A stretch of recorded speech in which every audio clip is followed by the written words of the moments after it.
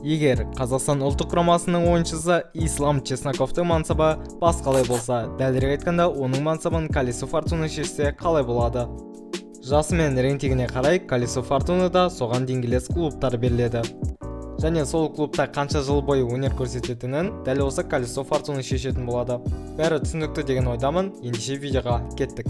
Ислам Чесноковтың алғашқы клубын анықтаймыз, және ол бізде норвегиялық Лиллестрем клубы. Енді сол клубта қанша жыл бойы өнер көрсететінін анықтайық, және ол жерде 2 жыл бойы өнер көрсетеді. Ислам Чесноковтың рейтингі 55 және оның жасы 23-те, позициясы ПФА. Ендеше маусым соңына кеттік. Лиллестрем клубының нешінші орын алғанын анықтайық, және 3-ші орынды алған өте тамаша, 30 ойында 49 ұпайды жинаған. Онымен қоса 2-ші орын алғанда Бодø/Glimt клубы да 49 ұпайды жинаған, алайда доп айырмасы арқылы басым болып, солайша 2-ші орында алған. Ал 1-ші орында Strøm Sogetseth клубы 53 ұпайды жинап, чемпион атанған екен. Ал кубокта Астананың Еврокубоктағы қарсыластары біран түсіп, және олардан 1-2 есемен жеңіс тауып, Лиллестрем клубы Норвегия кубогынан осылайша бірден жорығын аяқтады. Ал Ислам Чесноков болса, бұл маусымда 20 ойынға қатысып, 3 гол соғып, 1 голдық пас беріп, 2 құрғақ ойын өткізді, және өзіне 6 рейтингті қосып, 61 рейтингіне дейін жетті. Ендеше 2-ші маусымға кеттік. Бұл маусымда Лиллестрем клубының нешінші орын алғанын анықтайық, және 2-ші орын алған 30 ойында 53 ұпайды жинаған, ал 1-ші орында бізде Бодø/Glimt клубы 30 ойында 70 ұпайды жинаған, және мүлдем жеңіліс таппаған, 20 рет жеңіске жеткен, 10 рет тең ойнаған, солайша чемпион атана алған. Ал Норвегия кубогында болса, HamKam клубымен кездесіп, олармен тең түсіп, солай уақыт пенальти сериясына дейін созылған, алайда пенальти сериясына HamKam клубы жеңіске жеткен, және бұл маусымда финалға дейін жетіп, кубокты иеленген. Тағы да Бодø/Glimt клубы, бұл жолы олар дубль жасай алды. Онымен қоса Лиллестрем клубы Европа конференциялар лигасында өнер көрсетті, және олар 2 рет жеңіске жетіп, 2 рет тең ойнап, 2 рет жеңіліс тауып, яғни 8 ұпайды жинап, 2-ші орынды иеленіп, келесі кезеңге өткен болатын. Алайда Норвегия чемпионаты қыста аяқталынатындықтан Еврокубоктың келесі кезеңдерін көре алмаймыз. Ислам Чесноков бұл маусымда 35 ойынға қатысып, 7 гол соғып, 3 голдық пас беріп, 6 құрғақ ойын өткізді, және өзіне 7 рейтингті қоса отыра 68 рейтингіне дейін жете алды. Ислам Чесноковтың келесі клубын анықтаймыз, және бұл бізде Нидерландық AZ Alkmaar клубы. Енді сол AZ Alkmaarда қанша жыл бойы өнер көрсететінін анықтайық, және бар болғаны 1 жыл екен. Ислам Чесноков AZ Alkmaar клубына қосылды, және оған 15-ші номер берілді. Онымен қоса Ислам Чесноков үшін Лиллестрем клубына 5 миллион евро төледі. AZ Alkmaar клубының нешінші орын алғанын анықтайық, және 6-ші орын алған, 34 ойында бар болғаны 54 ұпайды жинаған, ал чемпиондықты Ajax клубы 34 ойында 84 ұпайды жинап алған екен. Ал кубоктағы алғашқы қарсыластары Go Ahead Eagles болып, оларды 0-2 есемен жеңіп, ширек финалға жолдама ала білді.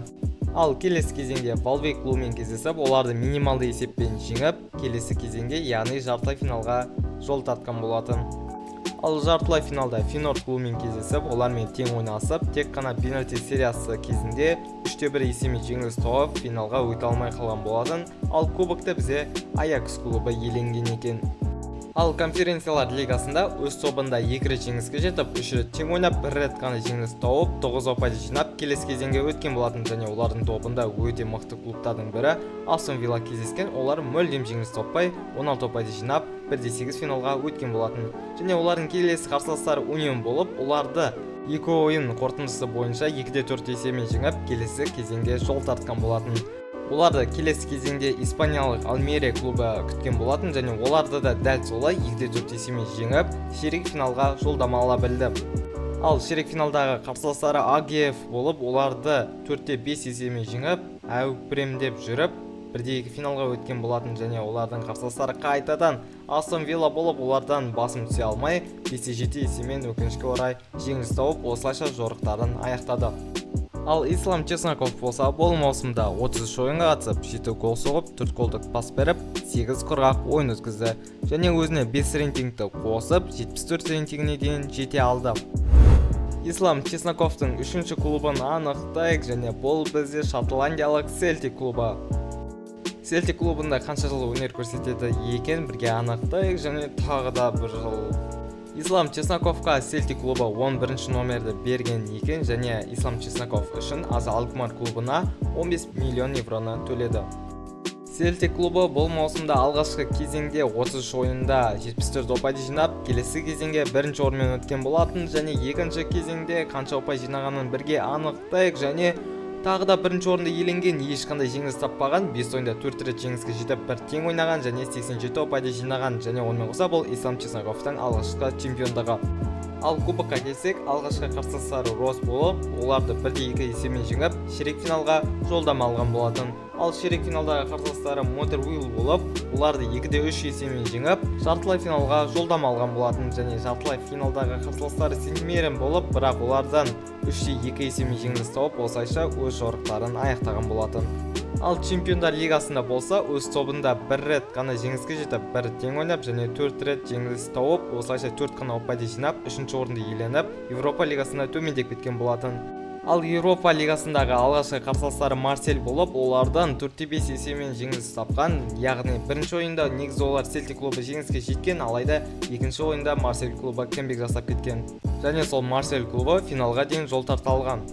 Ислам Чесноков бұл маусымда 14 ойынға қатысып, 1 гол соғып, 1 голдық пас беріп, 3 қорғау ойын өткізді, және өзіне 3 рейтингті қосып, 77 рейтингіне дейін жете алды.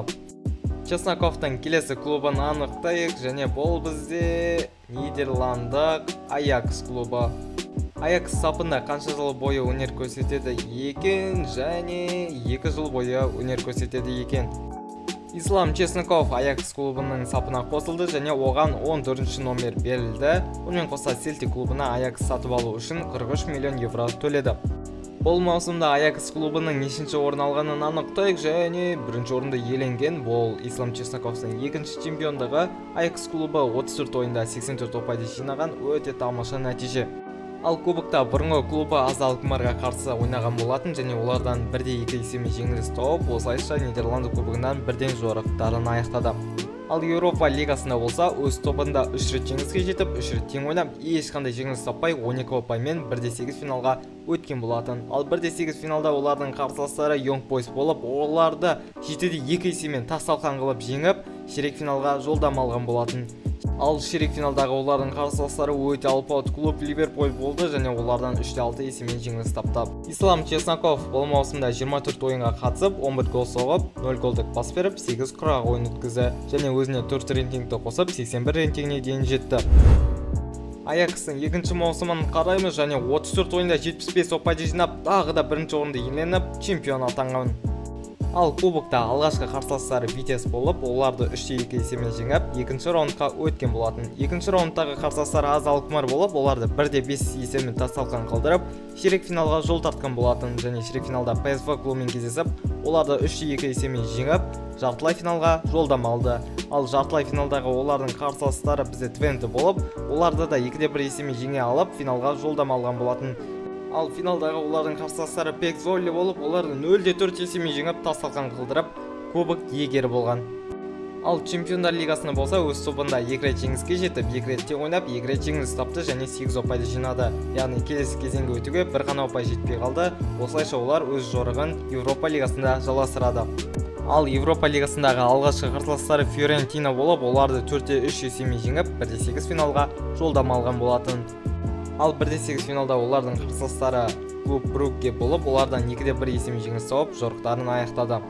Ислам Чесноков бұл маусымда 47 ойынға қатысып, 29 гол соғып, 7 голдық пас беріп, 12 құрғақ ойын өткізді, және өзіне 5 рейтингті қосып, 87 рейтингіне дейін жете алды. Онымен қоса Ислам Чесноков Ередивисиеге ең үздік сұрмерген атанды, яғни 32 ойында 22 голда соқты, өте керемет нәтиже. Онымен қоса голдық пас беру бойынша да 11-ші орында табыла алды, яғни 32 ойында 5 голдық пас берген. Ислам Чесноковтың соңғы клубын анықтаймыз, және бұл бізде англиялық Манчестер Сити клубы. Ислам Чесноков Ман Сити сапына қосылды, және оған 13-ші номер берілген екен. Онымен қоса Манчестер Сити клубы Ислам Чесноковты сатып алу үшін Аякс клубына 170 миллион евроны төлеген екен. Бұл маусымда Манчестер Сити клубы 3-ші орынды иеленген екен. Өз басым мүлде күтпедім. 38 ойында 80 ұпайды жинаған екен. Ал бірінші орында Манчестер Юнайтед клубы алған екен, 92 ұпайды жинап чемпион атанған. Өте қызық. Ал Англия супер кубогында Арсенал мен Ман Сити текетіресі болып, Манчестер Сити жеңіске жетіп, осылайша Англия супер кубогының жеңімпазы атанды. Ал факапта 3-ші раундта Вулверхэмптон клубымен кездесіп, оларды 2-1 есебімен жеңіп, 4-ші раундқа жолдама алған болатын. Ал 4-ші раундта олардың қарсыластары Бристол болып, оларды 1-4 есебімен жеңіп, оңайлықпен 5-ші раундқа өте алды. Ал 5-ші раундта олар Лидс клубымен кездесіп, оларды 3-0 есебімен тасалған қылдырып, 6-ші раундқа өтті. Ал 6-ші раундта Лестер Ситимен кездесіп, жартылай финалға жолдама алып, өз жорықтарын әрі қарай жалғастыра алды, және олардың жартылай финалдағы қарсыластары Ливерпуль болып, олардан өкінішке орай жеңіліс тапты. Ал Карабао каптағы алғашқы қарсыластары Шрусбери Таун болып, олармен тең тарқасып, соңында уақыт пенальти сериясына дейін созылған, және пенальти сериясында жеңіске жетіп келесі кезеңге өткен. Ал келесі кезеңдегі қарсыластары олар Саутгемптон болып, оларды 1-4 есебімен жеңіп, келесі кезеңге, яғни ширек финалға жолдама ала білген, және ширек финалдағы олардың қарсыластары Брайтон, оларды 1-3 есебімен жеңіп, 1-2 финалы, яғни жартылай финалға жолдама алды, және жартылай финалдағы олардың қарсыластары өте қиын қарсыластардың бірі Арсенал, бірақ олармен тең тарқасып, бірақ соңында пенальти сериясында жеңіліс тапқан. Ал Чемпиондар лигасында болса, өз тобында ешқандай жеңіліс таппай 5 рет жеңіске жетіп, 1 рет тең ойнап, 16 ұпаймен 1-8 финалға өткен болатын. Және 1-8 финалдағы олардың қарсыластары Севилья болған, оларды оңайлықпен жеңіп, ширек финалға жолдама алған. Және ширек финалдағы қарсыластары Атлетико Мадрид болып, өкінішке орай олардан жеңіліс тапты.